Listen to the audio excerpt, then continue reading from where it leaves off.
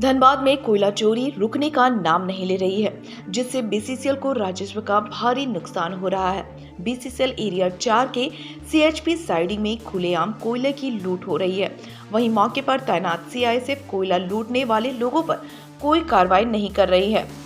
CISF के crime विभाग भी कोयला चोरी रोकने पर कोई पहल नहीं कर रही है।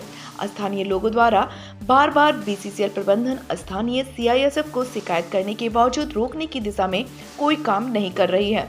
जोगता नागरिक समिति कोयले की खुलेआम लूट चोरी के खिलाफ बीसीसीएल जीएम एमएस दूध का पुतला जलाकर आक्रोश जताया। जीएम के खिलाफ नारेबाजी की, जीएम के खिलाफ देशद्रोही होने का नारेबाजी भी किए।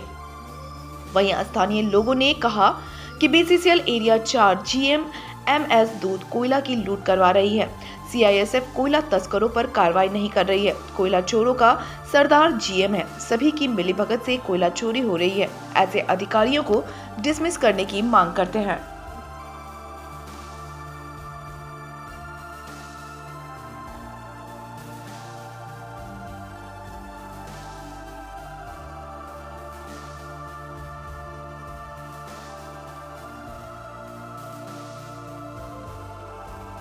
भगाओ, मार भगाओ, देशद्रोहियों को मार, कोयला चोरी बंद करो, मुर्दाबाद, मुर्दाबाद, मुर्दाबाद, एरिया 4 महाप्रबंधक मुर्दाबाद, मुर्दाबाद की देशद्रोहियों को मार भगाओ, जुल्म के टक्कर में हम लोग कतरास एरिया के महाप्रबंधक धूत साहब का किए हैं।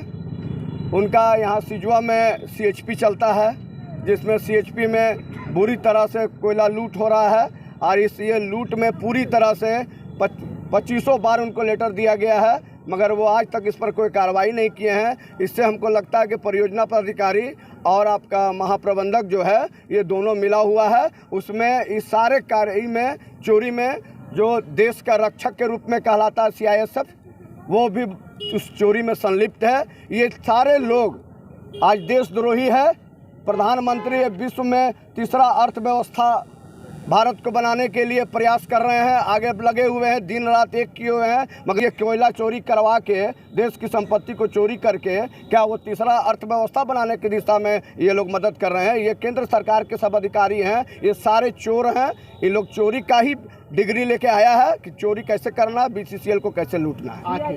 सीआईएसएफ के डीआईजी बहुत ईमानदार हैं, लेकिन सीआईएसएफ का जो क्राइम डिपार्टमेंट है वो बहुत बड़े पैमाने पर चोरी करा रहा है। बिल्कुल हम मांग करेंगे डीआईजी सीआईएसएफ से कि उसका जो है सीडी उसको देखें कि उस तरह का उनका जो कॉल रिकॉर्डिंग देखा जाए कि उनका किन से बात होता है। इससे सारा चीज़ क्लियर हो जाएगा और वैसे पदाधिकारियों को डिसमिस, सस्पेंड नहीं, डिसमिस होना चाहिए।